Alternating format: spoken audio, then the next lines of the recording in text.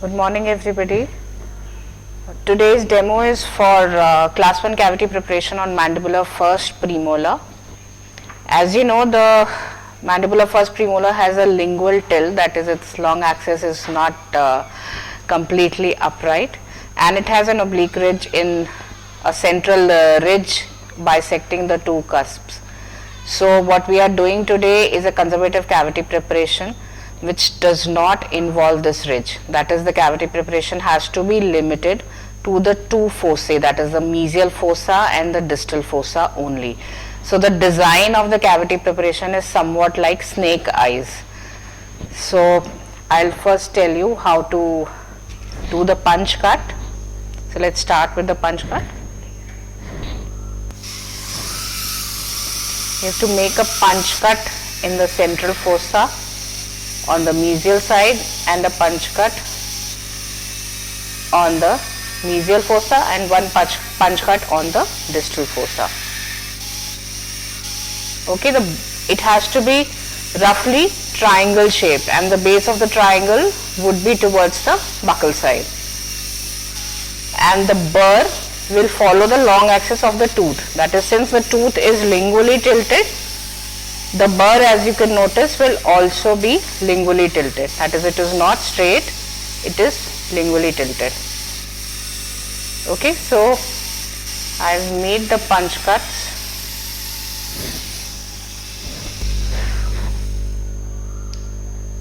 I hope you can see the punch cuts. We will continue with the cavity preparation.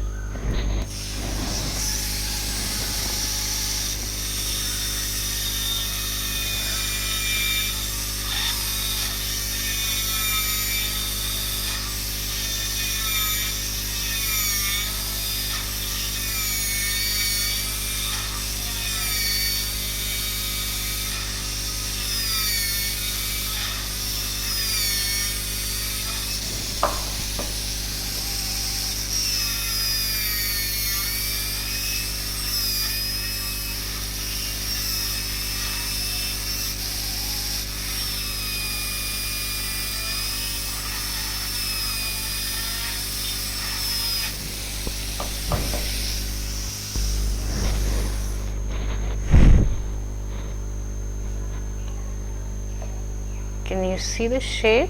You have to do a little more.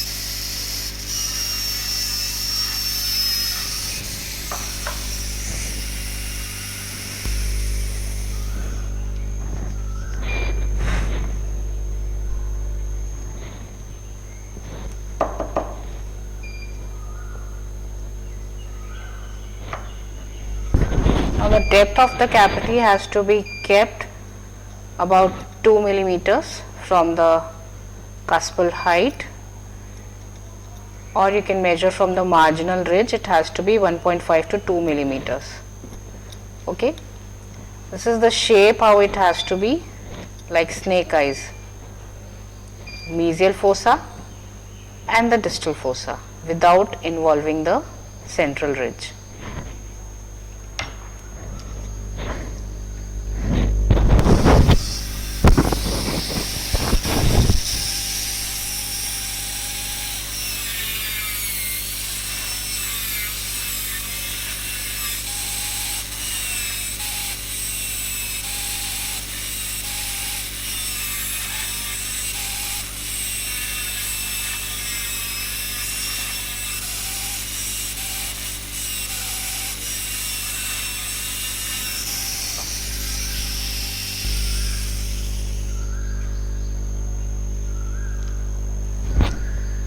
will switch to the inverted cone burr to define the cavity walls, give undercuts in the cavity preparation, and to make a flat pulpal floor. These are important features of an amalgam cavity preparation for every design. So we have to make sure the walls are undercut and the floor is flat. So we'll start with that.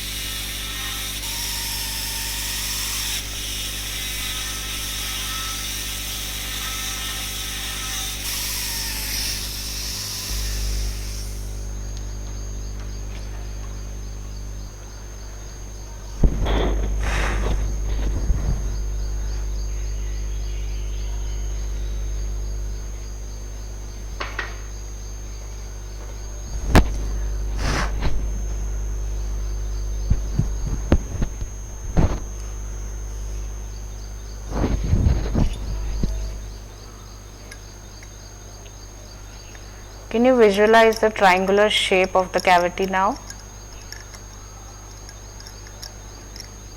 That's how the shape has to be. Okay, so about 1.5 to 2 millimeter is the depth, and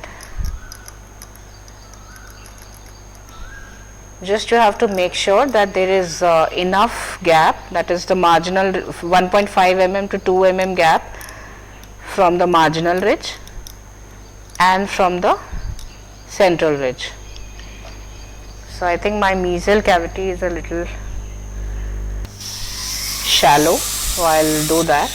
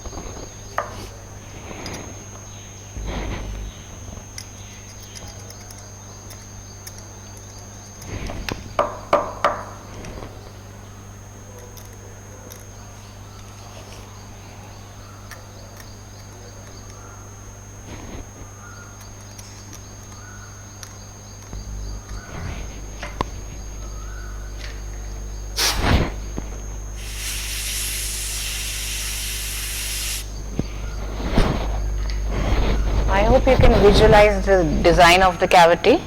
There are two triangular shaped cavities. This is the distal fossa, this is the mesial fossa. So this is a mesial cavity and a distal cavity. To make sure that we have to preserve the central ridge as well as keep the cavity at least 1.5 millimeters from the marginal ridge from both the sides. Okay, I hope this is clear, and the depth is about 1.5 millimeters. Maximum we can take it up to 2 millimeters, not more than that. Thank you. Focus. So good morning everybody. Today's cavity preparation is class 1 buccal extension. It's a compound cavity on a mandibular second molar. So I'm making the outline with a pencil roughly, just so that you know that where the extent has to be. Since it's a class 1 cavity, it always follows the patterns of the natural grooves, that is the pits and fissures that naturally occur in a molar.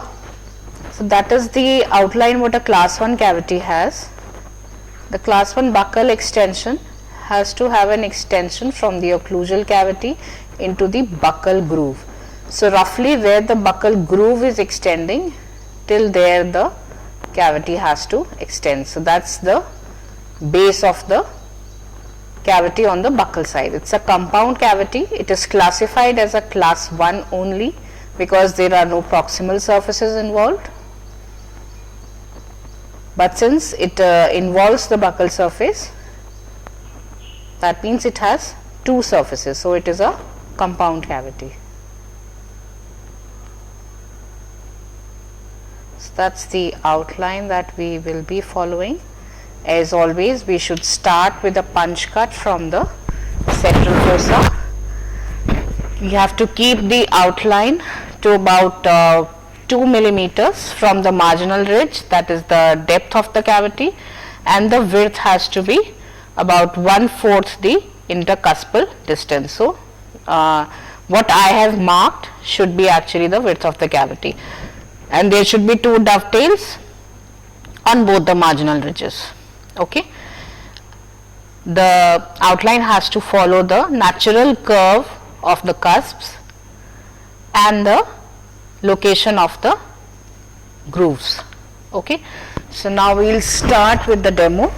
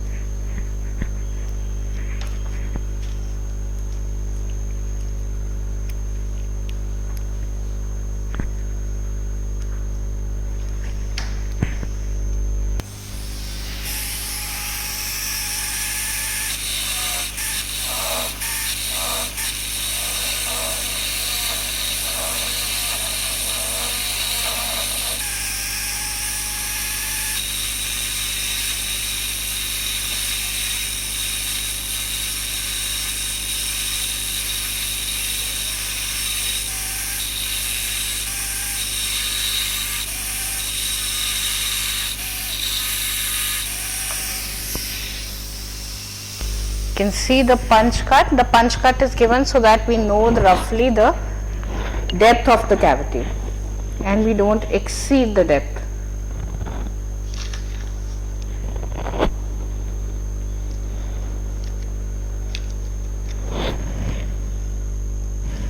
Now I am changing my burr to a straight fissure.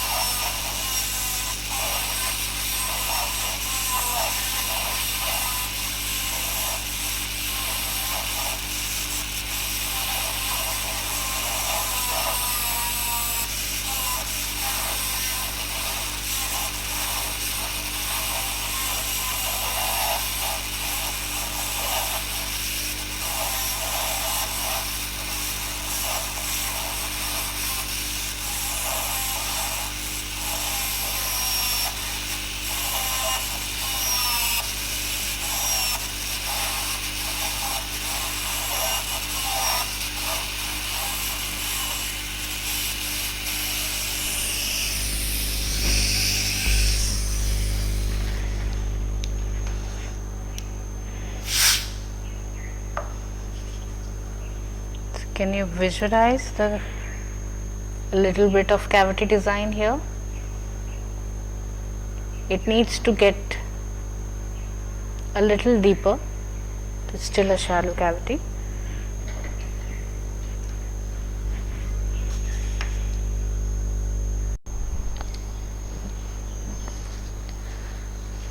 Okay, so can you see the cavity, the initial depth? I hope you can visualize the shape. So we'll continue.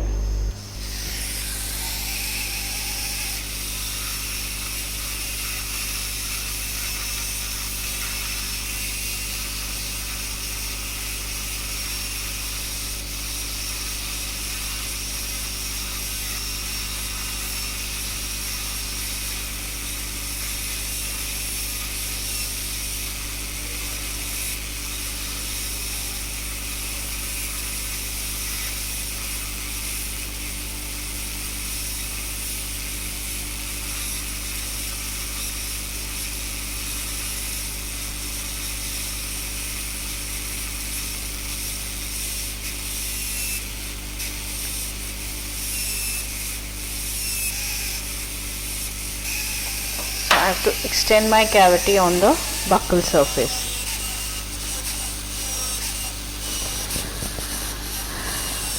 The level of the floor has to be on one level for both the occlusal and the buccal cavities. Okay.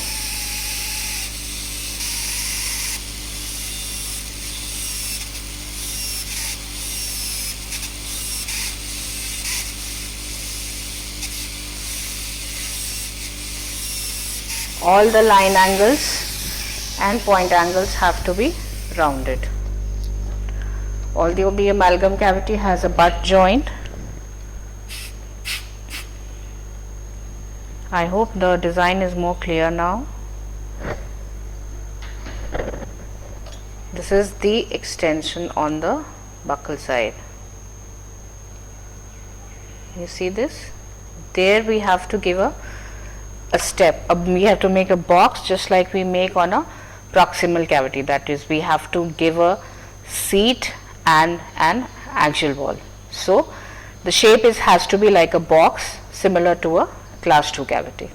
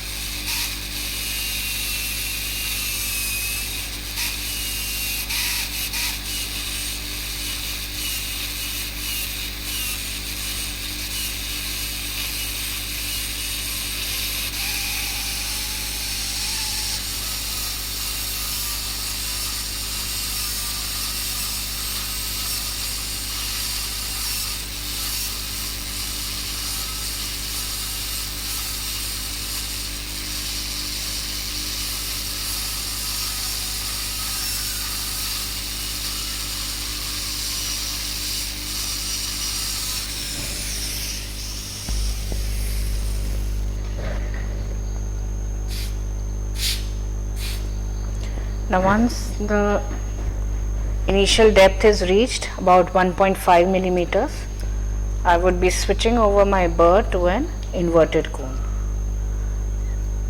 and that 0.5 millimeters will be compensated in giving a flat floor. So now I am switching over to my inverted cone burr.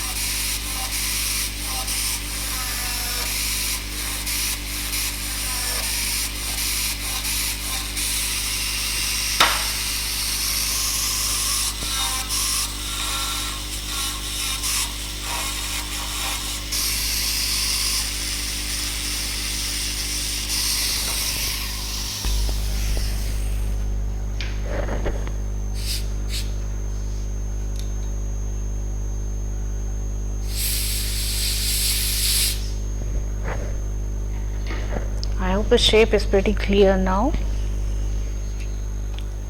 This is your normal class 1 cavity with a buccal extension. Now the base of the extension on the buccal side has to be a little wider here than the groove. Okay, and it has a similar step as in a class 1 cavity, sorry, a class 2 cavity.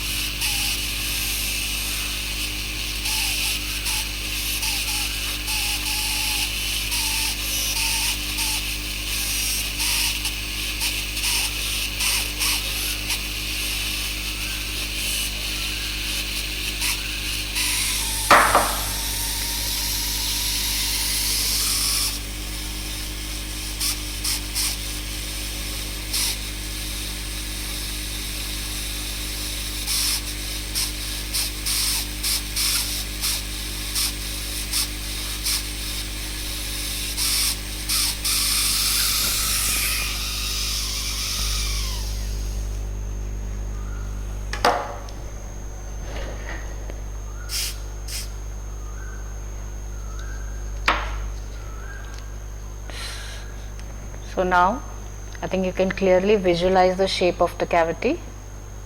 That's how a buccal extension looks like. The depth is about 2 millimeters and the base has to be given for about 0.5 millimeters. So the next step would be base application.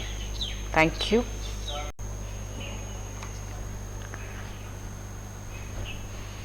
So the next step is the base application for the class 1 buccal extension. We have to take, this is zinc phosphate cement powder, we have to take it in increments.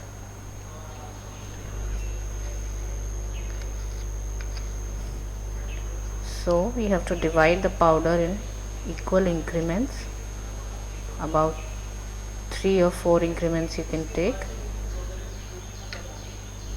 and 1 drop of the liquid. You can take another drop here. Since it's an exothermic reaction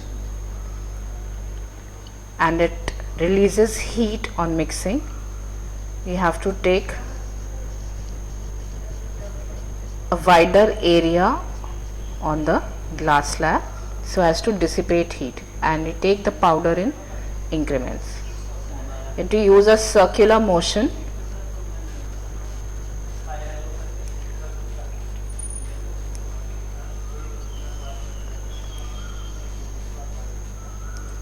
and the mixing has to be done till the powder can be lifted from the glass slab. Now I feel my powder is a little less, so I take another increment.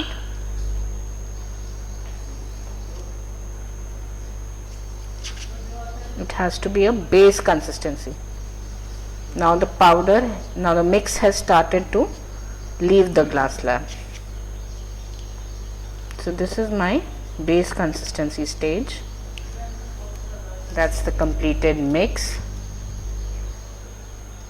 and I have to take my cement spatula and apply the base on the pulpal floor and the axial wall. To quickly apply so that it does not start setting on the slab itself, not on the seat, only on the wall and the gingival floor.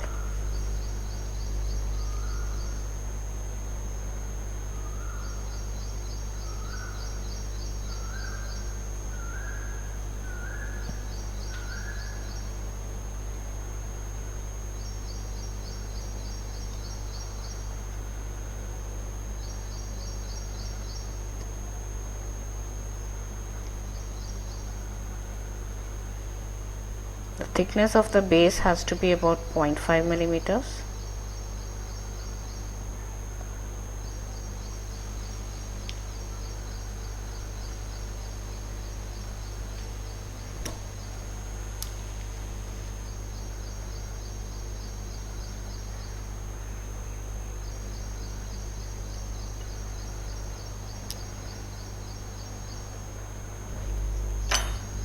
To remove all the excess,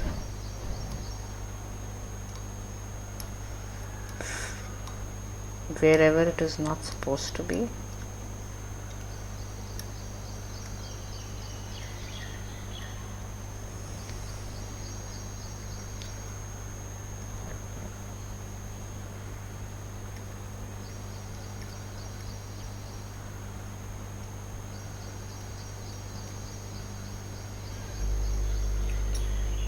Now since it's a little less on the axial wall, I'll mix a little more.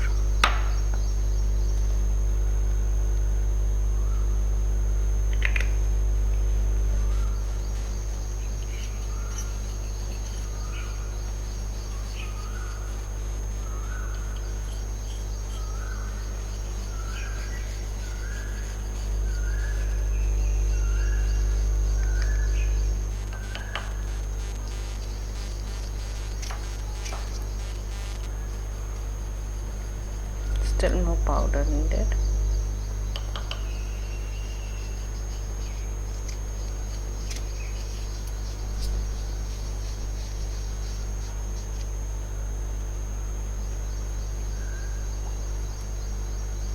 So now it is ready.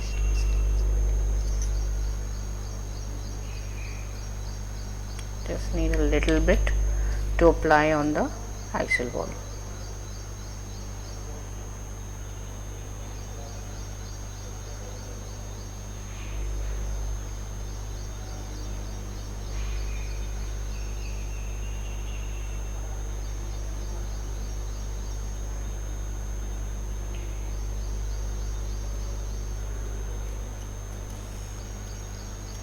After the base is dry, you need to remove all the excess and smoothen the base. The floor of the surface should be absolutely smooth, but start doing that only when it is completely dry.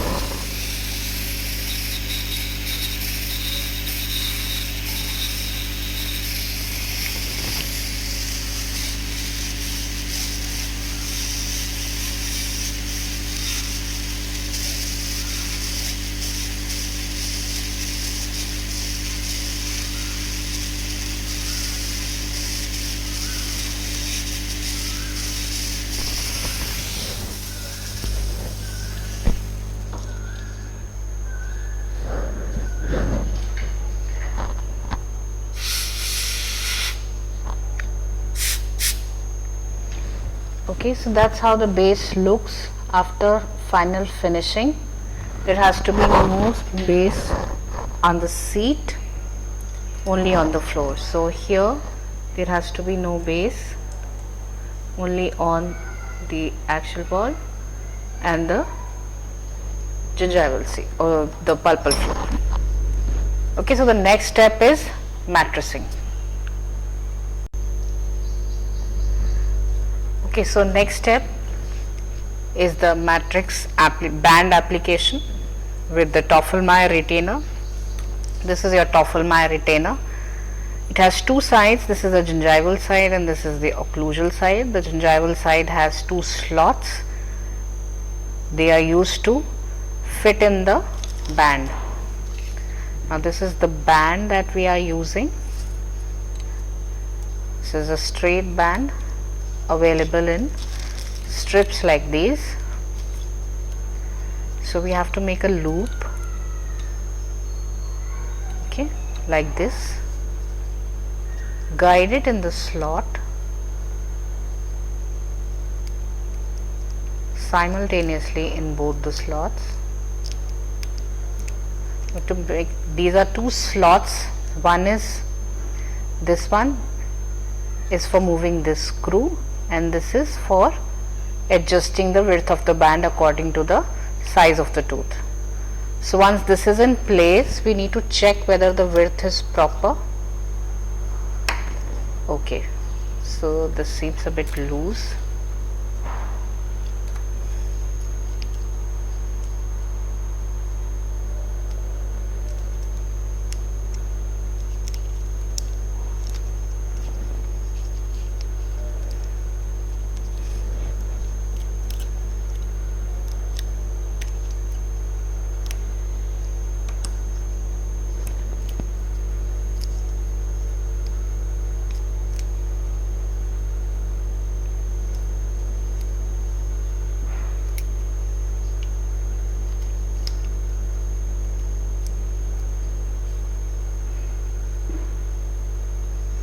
Then we have to just close this loop, tighten the outer screw, place the band. Now this is, the retainer always has to be on the buckle side and the slots have to face downwards. Now we have to tighten the bigger nut so that you can see it is moving closer, that is, this retainer is getting tightened around the tooth surface and the slot is moving outwards. You can see. Okay, so once we have to check the fit of the band on the tooth, that it has to be completely tight, it cannot be moved. If it is still loose, that means the width is not proper.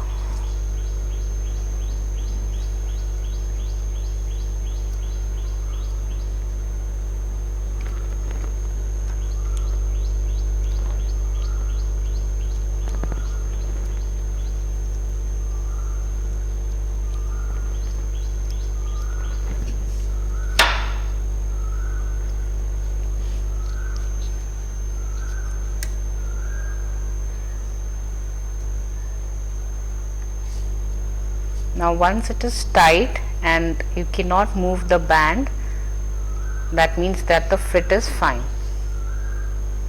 You can see the fit. Now occlusally this has to be 1 mm above the occlusal surface here, and again 1 mm below the cavity. Now here, since it is not a class 2 cavity, the extent is not too far gingival, so it is already covering. Now what the method that we follow for buccal extension is Barton's method. In Barton's method, in addition to the retainer that we fix in the Toffelmeier, we have to cut up another piece of the band and apply on the buccal surface. So I guess this much should be enough. From one side we have to cut.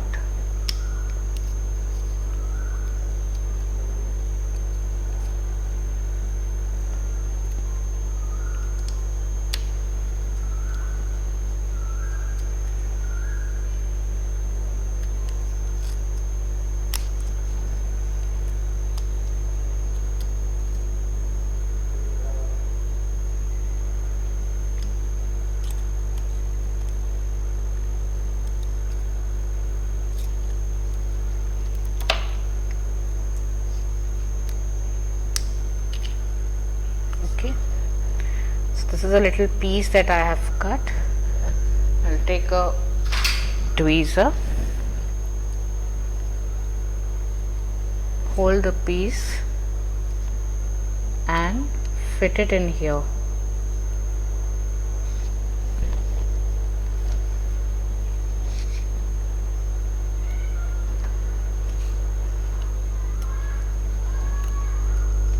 This is to give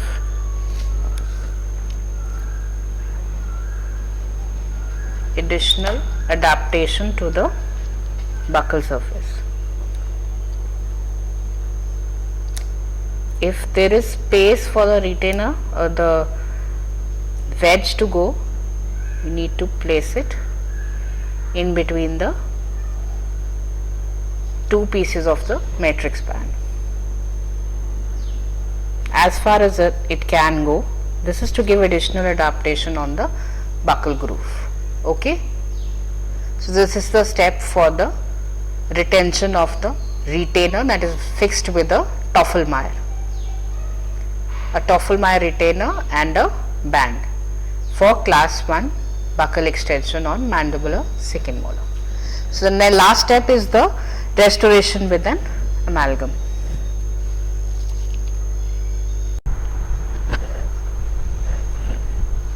So the last step is restoration of the cavity with amalgam. Now I have mercury and powder here. So I am triturating the mix.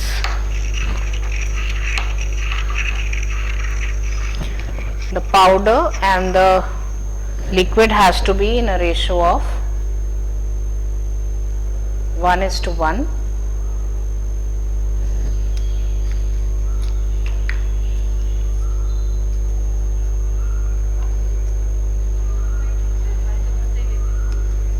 I am showing you a demonstration of hand trituration.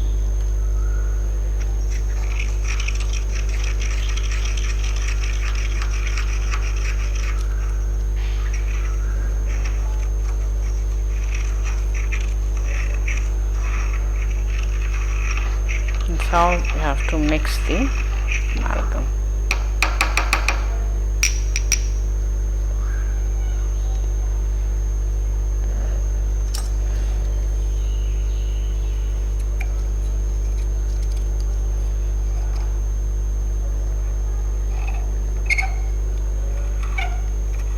After the amalgam is mixed, you need to take it with the amalgam carrier and push it inside the cavity. Take a condenser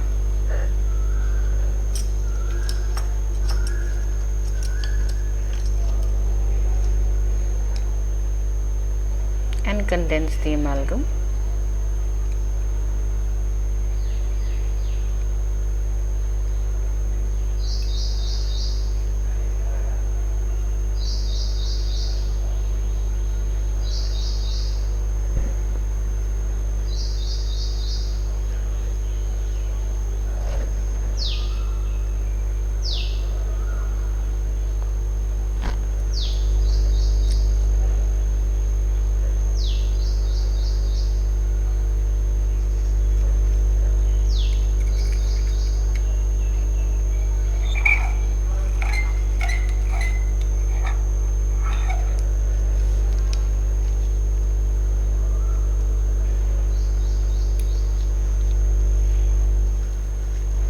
Always overfill the cavity to make sure that you condense it well towards all the walls.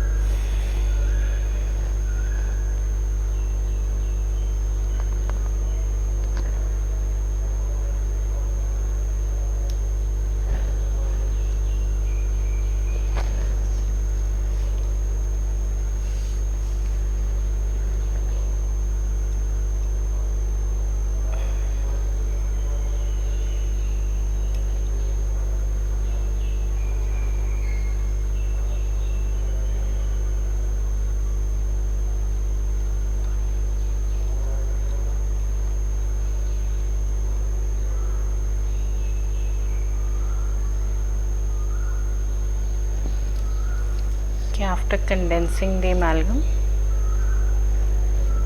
you have to do the pre-carve burnishing. Pre-carve burnishing should be done with the thicker side of the burnisher.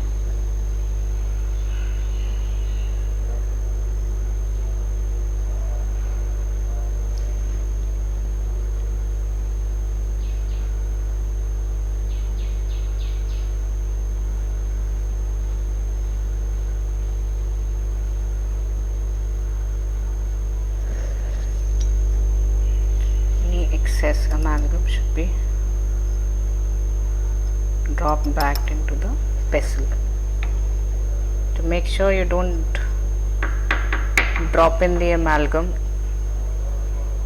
on your workstations, since it can cause mercury hazard, you should always work with gloves and mouth mask so that you don't inhale any vapors of mercury.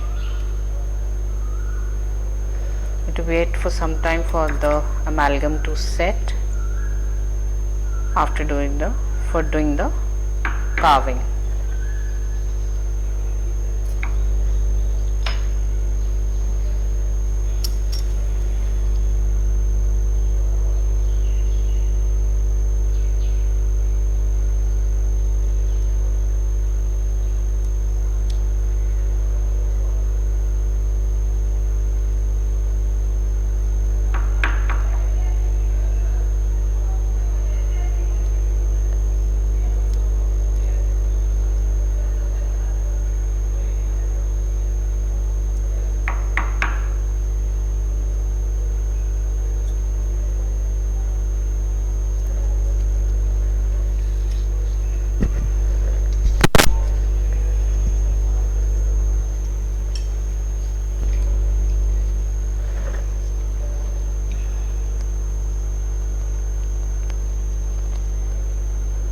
That's the motion we have to follow for the carving.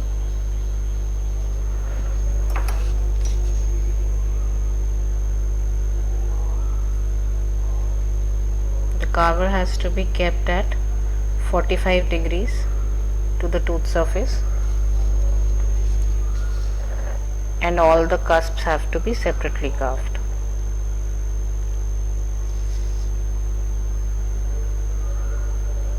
Carve the marginal ridges, the grooves,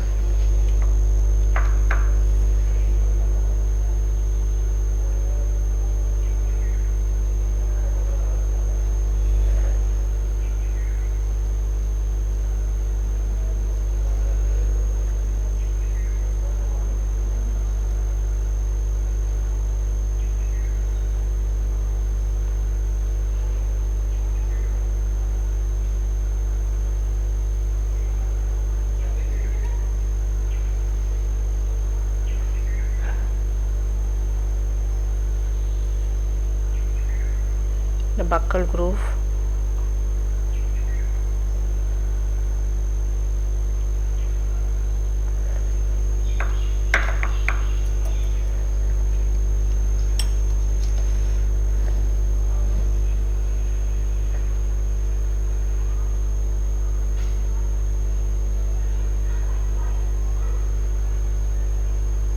now I am doing the post carve burnishing.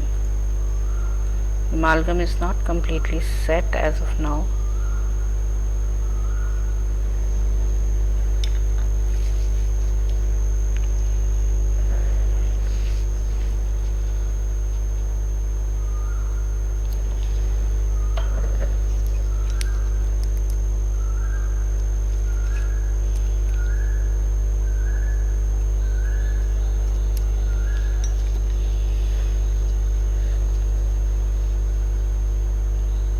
I feel it is a bit less.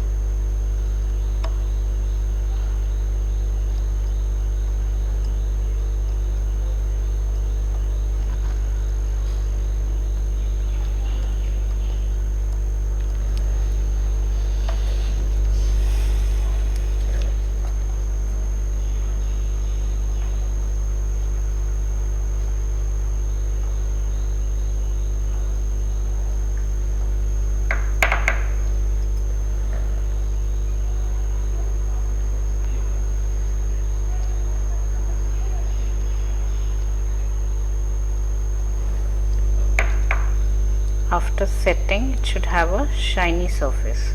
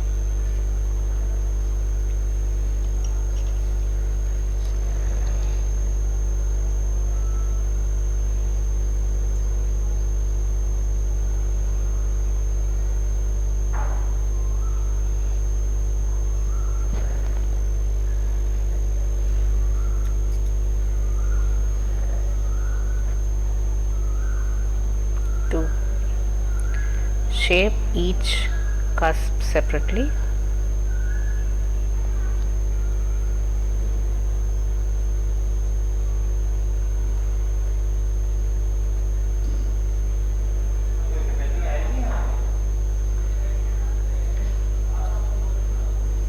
after setting, the amalgam restoration should have a shiny surface.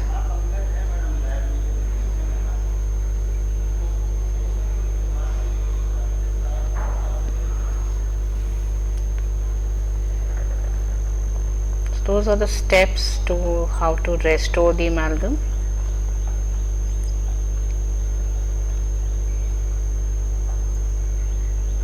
After the amalgam is set, you can remove the retainer. It is not set as of now, but I am still showing you how to remove the retainer. To unscrew the slot and carefully, you can either remove the retainer first and the band later,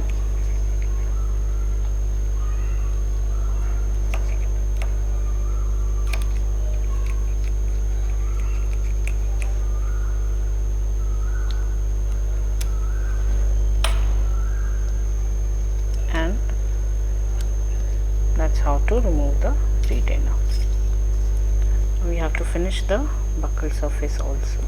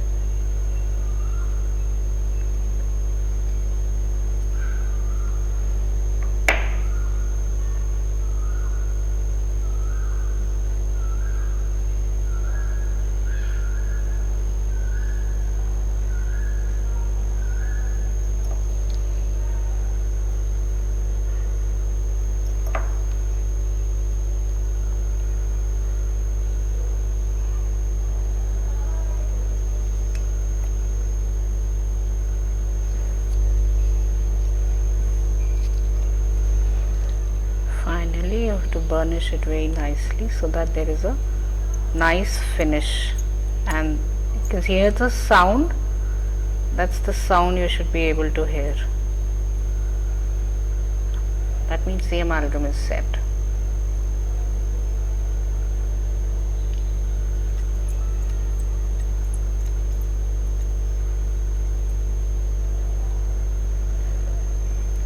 Hope you can appreciate the anatomy now. Okay, so the polished filling should have a uniform shine.